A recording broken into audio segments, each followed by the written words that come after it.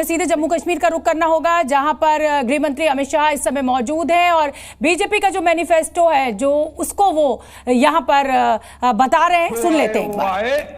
हम गुर्जर, बकरवाल और पहाड़ी के आरक्षण को आपको छूने नहीं देंगे, ये बात आप याद रखें। ये भारतीय जनता पार्टी का संकल्प है।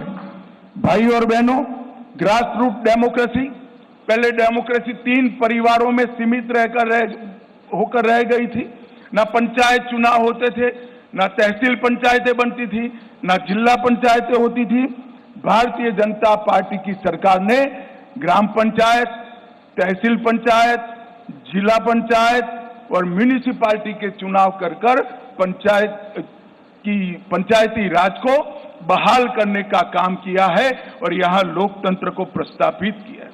पहले जम्मू कश्मीर में एक जमाना था कि 10% अगर वोटिंग हो जाती है तो सारे अंग्रेजी अखबारों में हेडलाइन बनता था कि जम्मू कश्मीर में डबल डिजिट वोटिंग हुआ। आज मैं बताना चाहता हूं, ब्लॉक विकास परिषद के चुनावों में 98.3% और अभी जो हुआ आम चुनाव उसमें 58.46% वोट, जो रिकॉर्ड वोट है, जो बताता है कि घाटी और जम्मू दोनों की जनता लोकतंत्र के साथ है। बम की परछाइयां, धमाके, मशीन गनों की आवाज कश्मीर में लंबे समय तक सुनी गई। ये 10 साल में धारा 370 हटाने के बाद विशेष रूप से यहां के सुरक्षा परिदृश्य में आमूलचूल परिवर्तन हुआ है। पहले कुल घटनाएं 7,217 10 साल में हुई थी 4 से 14 में, 14 से 24 में सिर्फ 2272 पर आकर अटकी और वो 70% की कमी बताती है। कुल मृत्यु में 66% और नागरिकों की मृत्यु में 80% कमी दर्ज करने का काम हमारे प्रशासन ने किया है और सिक्योरिटी फोर्सेस की मृत्यु में भी भारी मात्रा में कमी आई है।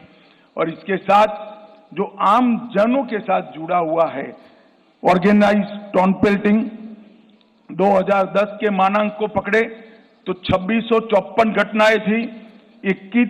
31 अगस्त 2024 तक 23 से 24 में एक भी घटना स्टोन पेल्टिंग की नहीं हुई। ऑर्गेनाइज हड़ताल पहले 132 थी, पाकिस्तान में बैठकर हड़ताल का नारा देते थे, घाटी बंद हो जाती थी। 132 के बनाम एक भी बंद नहीं हुआ है। स्टोन पेल्टिंग में नागरिकों की मृत्यु 112 हुई थी।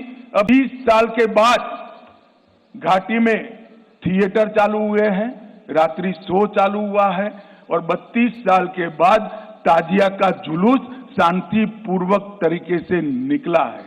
अमरनाथ की यात्रा हो या मां वैष्णो देवी की यात्रा हो, रिकॉर्ड तोड़ यात्रिकों ने जम्मू कश्मीर की विजिट की है और यहाँ के टूरिज्म में बहुत बड़ा बदलाव आया है और बढ़ोतरी हुई है। संपूर्ण टेरर इकोसिस्टम को ध्वस्त करने के लिए ढेर सारे काम करे गए और अभी मैं एनसी का घोषणा पत्र पढ़ता था, मुझे तो आश्चर्य हो रहा है। कोई पॉलिटिकल पार्टी इस प्रकार का घोषणा पत्र जारी करती है और कांग्रेस जैसी राष्ट्रीय दल इसका मौन समर्थन करती। मैं राहुल गांधी जी को पूछना चाहता हूं कि आप देश की जनता के सामने और जम्मू कश्मीर की जनता के सामने स्पष्ट करें, आपका मौन धारण करने से कुछ नहीं होता। क्या नेशनल कॉन्फ्रेंस के एजेंडा के साथ कांग्रेस पार्टी सहमत है या नहीं है? आप हाँ या ना में जवाब दीजिए। मुझे मालूम है वो नहीं देंगे, मैं बता देता हूं वो पूर्णतया सहमत है। क्या एजेंडा है? पत्थरबाजी की घटना करने वालों को हम छोड़ देंगे, टेररिज्म के केस में जो जेल में इन पर पुनर्विचार करेंगे, जो टेररिस्टों के सगे संबंधी पर कठोर कार्यवाही की है इस पर पुनर्विचार करेंगे, फिर से 2 झंडे प्रस्तावित करेंगे। क्या कांग्रेस पार्टी ये एजेंडा के साथ सहमत है? क्या आप 370 फिर से वापिस लाना चाहते हो? इसकी बात आपने करनी चाहिए। मित्रों, एक दूसरी बात, भारत सरकार की 300 व्यक्तिगत लाभ की योजना है। जैसे 5 लाख तक का हेल्थ का पूरा खर्चा आज जम्मू कश्मीर उठाती है। हर घर में पीने का पानी पहुंचाना है, हर घर में बिजली पहुंचानी है। इस प्रकार की 300 अलग अलग व्यक्तिगत लाभ की योजना है। 300 में से 259 में जम्मू कश्मीर देश में नंबर 1 पर है, नंबर 1 पर है। इससे मालूम पड़ता है कि पूरा परकोलेशन और हम 100% सेंचुरेशन की दिशा में आगे बढ़ रहे हैं।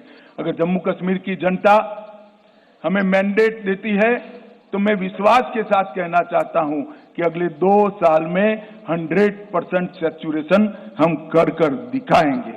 भाई और बहनों, हमने जम्मू कश्मीर के चुनाव घोषणा पत्र में ढेर सारे संकल्प लिए हैं, मगर मैं फिर से एक बार कहना चाहता हूं, हमारा सबसे बड़ा संकल्प है शांतिपूर्ण, सुरक्षित, विकसित और समृद्ध जम्मू कश्मीर का निर्माण करना।